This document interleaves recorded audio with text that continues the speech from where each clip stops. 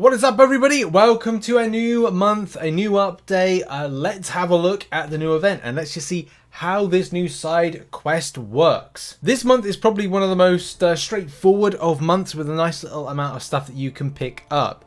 You're going to be presented with an option first and foremost of what champion you'd want to pick up for the very first time. It's up to you which champion you're going to choose. For me, I'm personally choosing Wiccan. At the point of getting this video out, there is a Mystic advancement on at the moment, so I think that's the kind of way to go. Or maybe you could just go the 3-star one way and the 2-star the other way. That's going to be down to a personal choice, but I think that it's kind of worth it to kind of like go one or the other, just to kind of get a feeler of the different types of champions as a 3 and a 2-star perspective. There's also something else to claim, which is one of the Pride credits, and you're able to kind of like exchange them for different types of like a lovely profile pictures, whatever you're inclined to kind of use them on. And now, if you don't know already, this side quest is more of a weekly opening type narrative. In that, quest 1 is open now, quest 2 opens on June 15th, and quest 3 is June 22nd, with the final one being June 29th. Funny enough, corresponds with the end point of Eternity of Pain, which I'm going to be talking about in a video tomorrow, and why you don't need to rush through and do that quite now. And you can also spend a bit of time to kind of prepare, because you've still got time and the reward's going to be taking a little while to be delivered. But that's how that opens. The next thing that's really important is the quests corresponding with the objectives. Like, I'll give a good example. We'll do one of the lower ones right now before going into the legendary difficulty towards the end. But just doing the lower one, you'll see right here, like in heroic difficulty, for example, doing a full team of tech champions will allow you to unlock that particular objective. And I really recommend people, before you go into these, is just to go, okay, right, well, what we'll do is we'll go to the filter, we'll select all tech, we'll then get our strongest techs, and then what we'll do is we'll then go in and we'll auto fight through some of the lower difficulties, and then obviously we'll do the legendary towards the end. But that's really the point of like going in and at least doing the completion, because you have to like complete as part of the quest to kind of like get the objective, which is important. And we're presented with the same thing that we have currently in the moment, and the same thing we have every month. It would not be a how the side quest works video if this wasn't a thing constantly. My god, this game every single month, and currently this month, this is the state of things. But in any case, the fun thing this month is strikers are back, and that is something that's very, very cool. And let's just get hit a little bit to kind of get those strikers to come up, because I want to see what a striker hulkling looks like, especially to come to your aid, and then we'll go over the more technical elements in a bit in the video when it comes to the legendary. So we're ready for striker. We then throw our striker, which goes unblockable and gets us unblockable for a good chunk of time. That's nice for week 1. We're not said on the forums what is going to be the types of buffs or things that we'll get for the different strikers, but if I were to assume, then we'll get the unblockable and then stun for week 1, and then the same thing with the other hulkling there. Or it's going to be exactly the same as it was in January, where we had this, and I think we had a weakness debuff champion striker, then we had another one, which I can't remember what it was off the top of my head, but that's it. It may be that. Who really knows?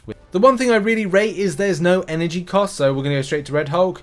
Not a thing. Zilcho cost, that's actually cost us with energy, which is great, and that's one thing I absolutely love about this month, as energy cost, man, needs to be kind of like for the fundamentals and the important things in MCOC, like questing, getting permanent content done, Karina's challenges, whatever you're up to in game currently. And right, let's quickly mop up this Moon Knight for the week 1 of the heroic before we get into legendary, as I said, and a quick recap of how the side quest works.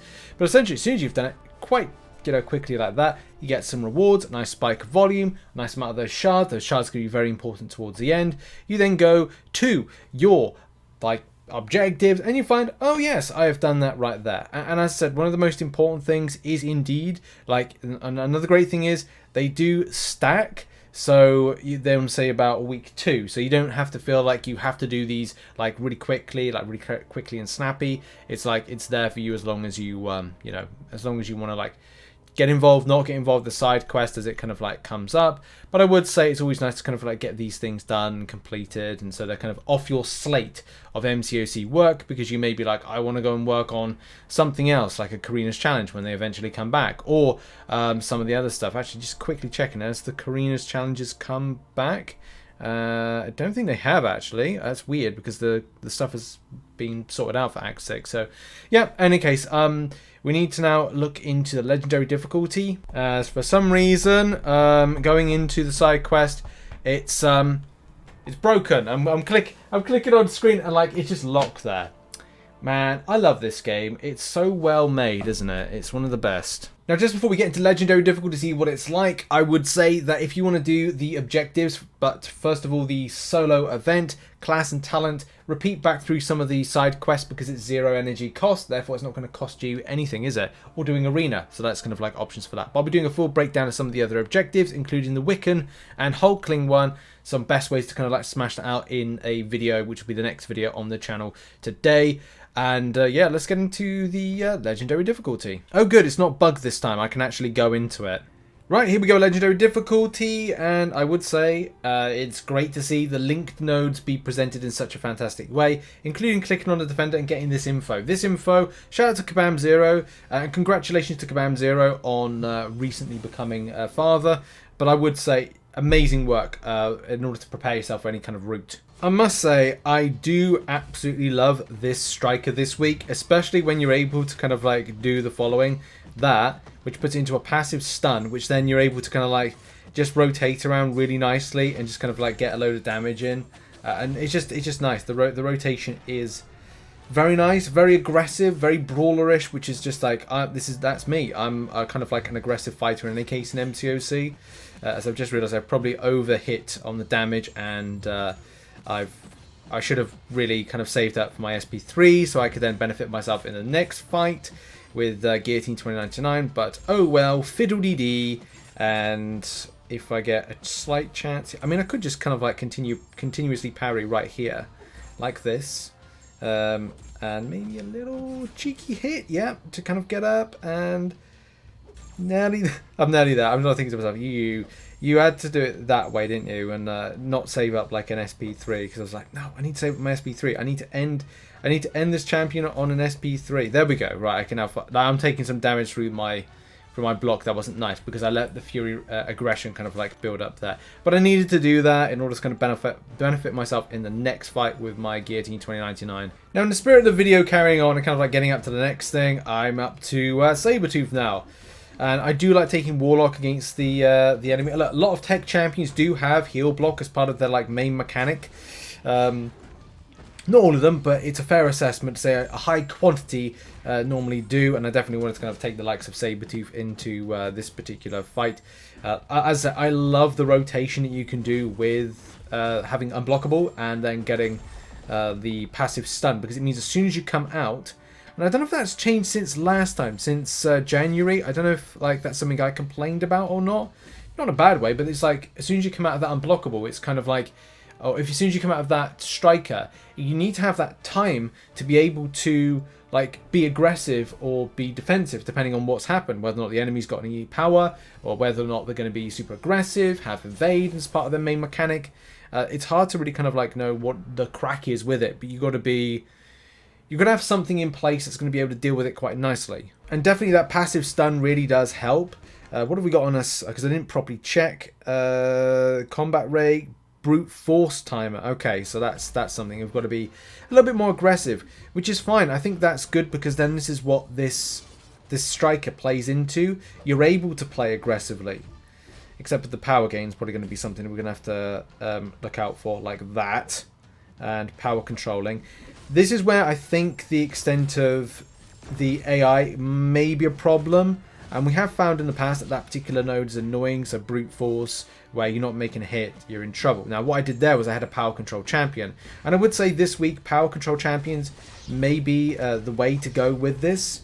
Especially, and also like make sure to throw that striker as much as possible. So we're quite fortunate right here that I have got with my SP1 a power control with Warlock. There's quite a few tech champions that do possess that. but again, you've got to be as careful as possible and watch out for the brute force. There's a few things to watch out for, but I don't think this is too ridiculous. And you might be able to nullify that particular node as well when you're not doing any of the objectives that come with it. So there's definitely things to watch out for this week, and things that could play a benefit to you, in this particular rotation and dealing with. As we get Striker off there, and then it's just a case of getting in again and throw. I'm going to go. Do you know what I'm going to do? Is I'm going to push up to an SP3 for myself, because I just think that that might be beneficial to deal with it. I do miss having Suicide Masteries on my Warlock, I really do, but you know, it's all good. Oh yes, got that. Being a little bit more aggressive, being a little bit cheeky, being a bit aggressive, a bit cheeky. Didn't hit the green there with the perfect. But as soon as I get through this skip, then we are power draining you. Look at the drain. Look at the drain. Did you see the drain? It was beautiful, wasn't it? As the last hit seems to break my block, but it doesn't matter because the game is over. But yeah, that has really been it. So in a nutshell, for this side quest, it opens weekly. There's going to be 4 quests. There is no energy or currency or keys to unlock stuff, so that's another key thing as well. Pun intended. Strikers are back. We've got 2 paths per quest. Objectives are going to be important for the extent of what you kind of go over. Do bear in mind with the rewards, there will be compensation out towards the end of the month, and yeah, just be very careful with those objectives the first time clear round. Make sure to check your objectives first as to how you're preparing your team to go in. Look at the node. Do you need a power control champion? Do you need an evade counter for some sort of reason? What do you need in your team? But focus on building a team for one specific class that's able to take it on. Whether you've got 5 stars or 565, you've got 4 stars, whatever difficulty you're doing. But that is really it. That's been the top tips. There are some information bits in the description down below. And that's been a video. A few more bits of content to come about this new side quest. But yeah, thank you very much for watching. Check out some other content located on the screen right now. Good luck to you all in the grind this month. And this should be a very good one, a very fun one. But yeah, thanks for watching. And I'll see you all very soon. And we'll be doing weekly coverage of the new quests as they come out. Cheers, everybody. Bye-bye.